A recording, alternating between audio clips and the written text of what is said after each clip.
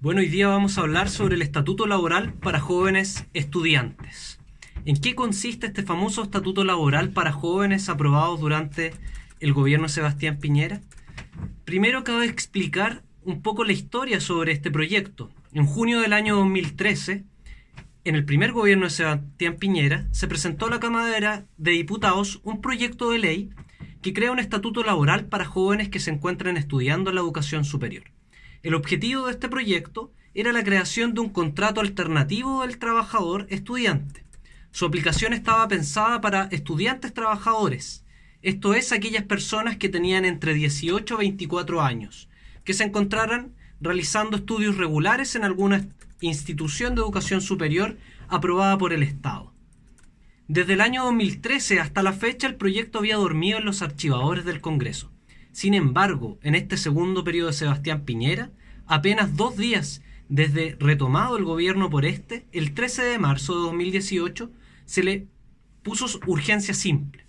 Es así como se discutió en la Comisión de Trabajo y Seguridad Social de la Cámara de Diputados, y con fecha 28 de mayo, todos los diputados presentes en la sala aprobaron la discusión general de este proyecto.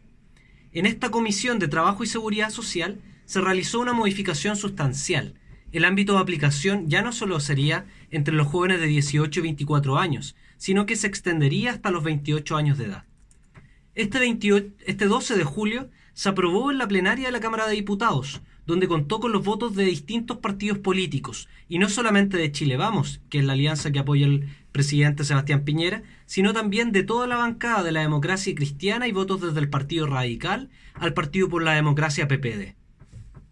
¿Esto qué significa? ¿Cuál es la siguiente tramitación de este proyecto? Es que va a pasar a ser discutido en el Senado, donde probablemente, si es que no existe una movilización popular, una jornada de protesta popular desde los jóvenes, se aprobará sin dificultades para convertirse en una nueva ley que precariza aún más a la clase trabajadora de nuestro país.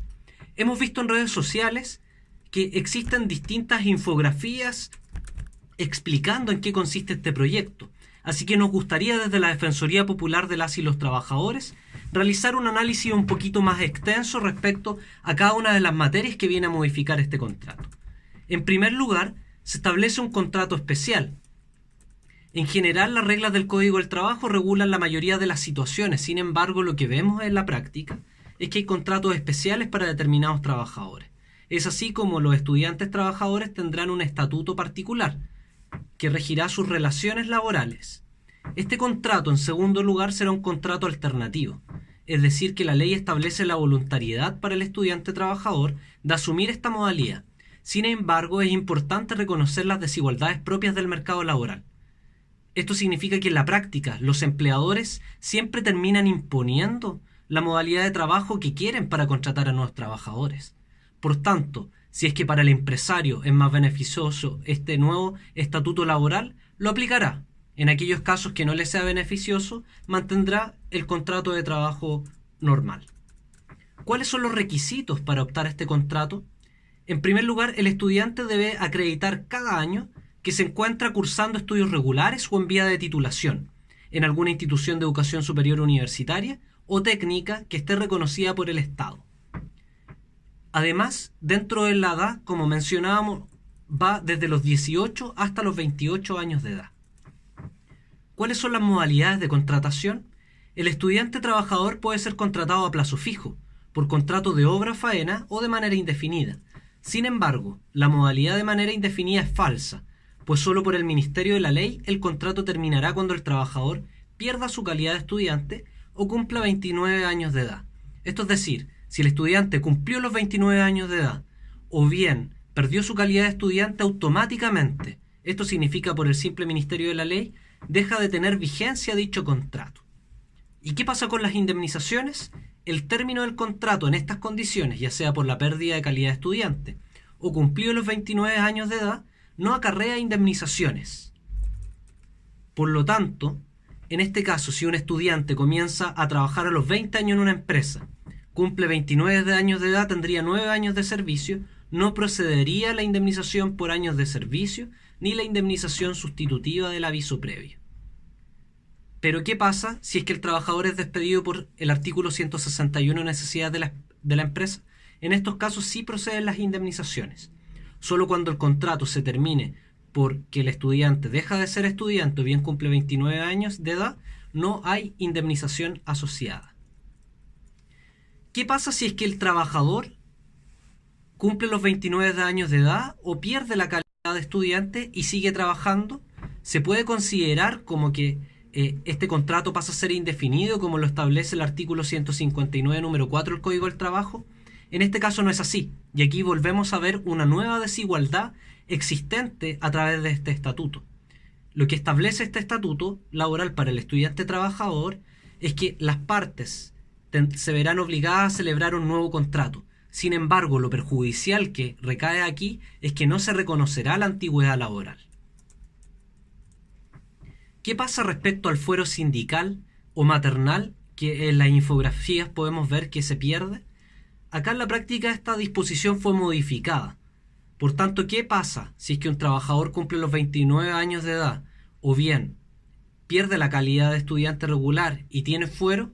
El empresario se verá obligado a desarrollar un juicio de desafuero contra el trabajador, ya sea por fuero sindical o fuero maternal, quedando a criterio del tribunal conceder o no conceder el desafuero de dicho trabajador. ¿Qué pasa con las jornadas de trabajo? Lo que vemos acá es que derechos mínimos, como los descansos dominicales, terminan eliminados. El proyecto original era peor. Establecía una jornada máxima diaria de hasta 12 horas, con un máximo de 14 horas desde el comienzo de la jornada laboral hasta el final de la jornada laboral. Sin embargo, esto fue modificado en la Comisión del Trabajo y Seguridad Social de la Cámara de Diputados y finalmente se estableció una condición similar a lo que existe actualmente. No pudiendo el trabajador estar más de 12 horas en el lugar de trabajo desde que inicia hasta que termina su jornada laboral, y no puede trabajar más de 10 horas a la semana, o sea, más de 10 horas diarias.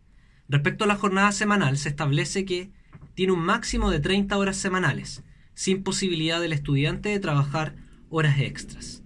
Y además, lo más perjudicial es que el trabajador, mediante acuerdo con su empleador, que en estos casos la mayoría no es acuerdo, sino que simplemente es imposición del empleador, puede eliminar el descanso dominical, que actualmente para los trabajadores del comercio son a lo menos 2 domingos al mes.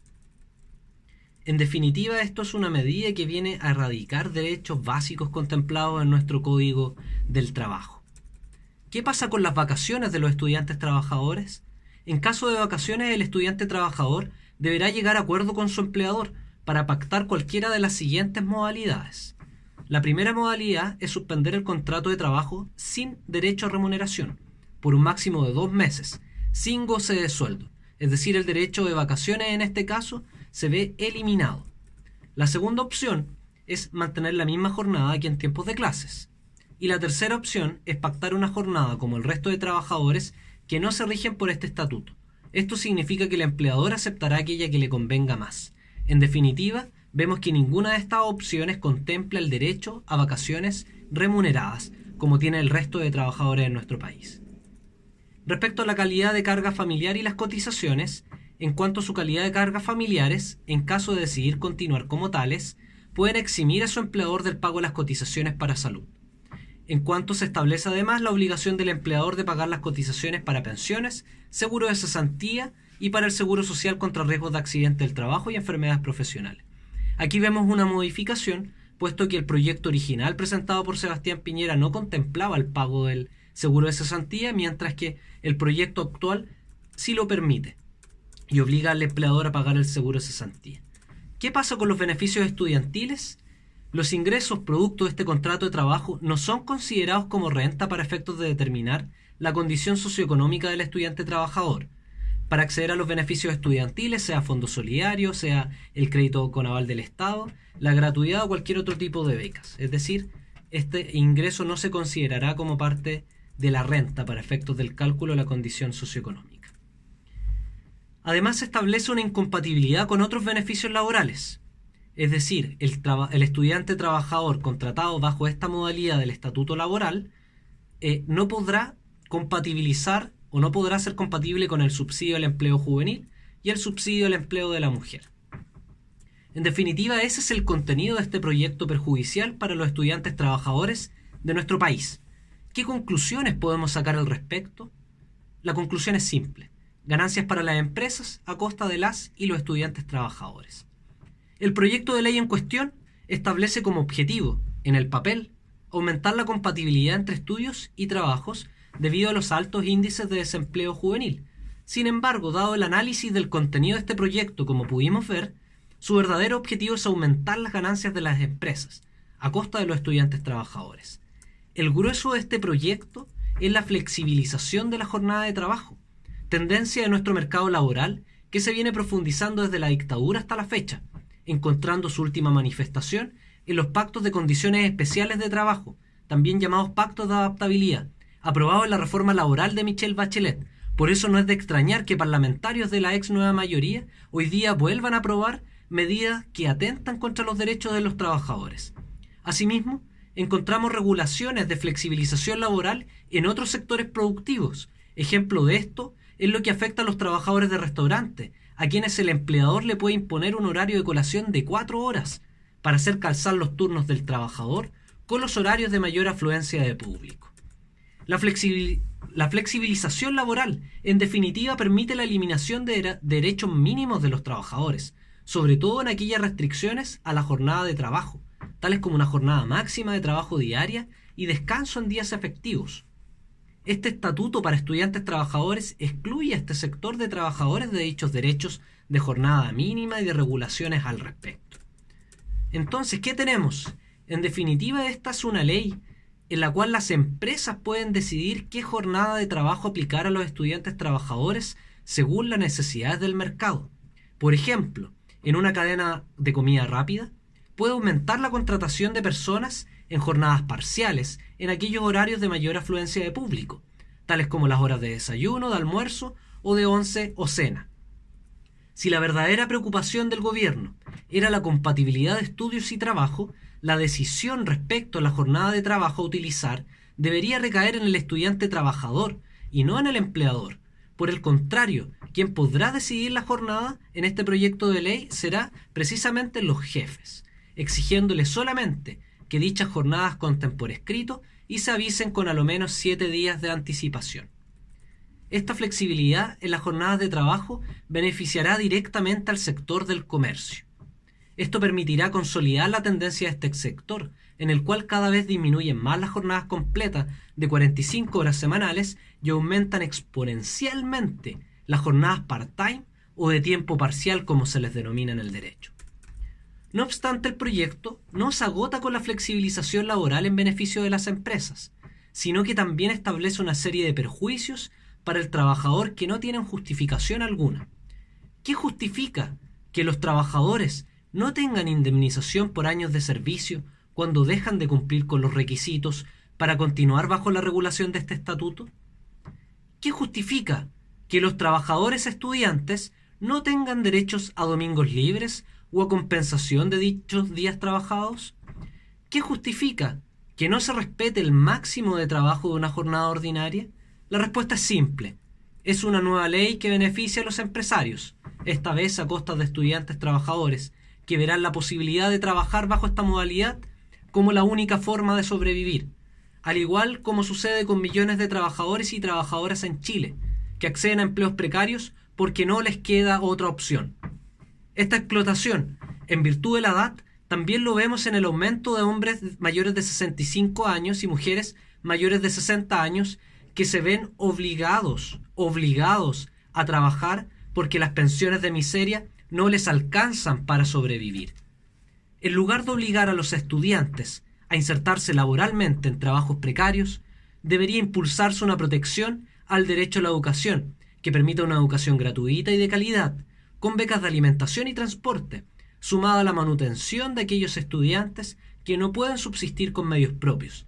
Asimismo, el trabajo debiese estar relacionado con las carreras de estudio, y no simplemente estar pensados en una forma de abastecer de mano de obra barata a las empresas en el país. Contrario a esta posición, el gobierno insiste en considerar a las juventudes como un sujeto de criminalización y ahora de mayor precarización laboral. La aprobación de este proyecto en la Cámara de Diputados dejó en evidencia la esterilidad de dicho espacio para las grandes mayorías de este país. La única posibilidad de frenar este perjudicial proyecto de ley que precariza la vida de miles de jóvenes de nuestro país no está en nuestra capacidad para hacerlo bien el Congreso, sino en la capacidad de movilización de la juventud y de la clase trabajadora en su conjunto para obligar a que el Senado no apruebe este proyecto. De lo contrario, estaremos frente a una nueva norma legal que enriquece a los empresarios a costa de los estudiantes trabajadores pobres de nuestro país. Sin embargo, la última palabra aún no está dicha.